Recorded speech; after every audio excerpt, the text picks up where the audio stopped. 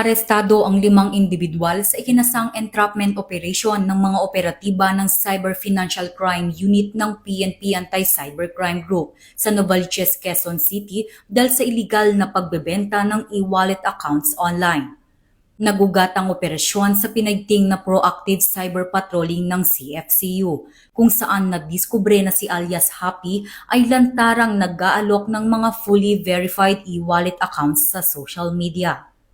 Sa itinakdang araw ng meet-up, dumating si alias Happy kasamang 4 pang individual na kalaunan ay nakumpirmang sila mismo ang may-ari ng mga rehistradong e-wallet accounts na ibinebenta na nagbigay daan sa kanilang pagkakaresto.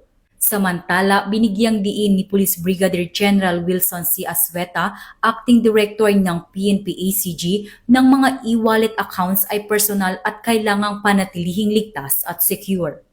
Mula dito sa Campo Crame, ako ang inyong PNN correspondent, Patrolwoman Mary Grace Artizuela, nagbabalita para sa Police News Network, alagad ng batas, taga-taguyod ng Balitang Pulis.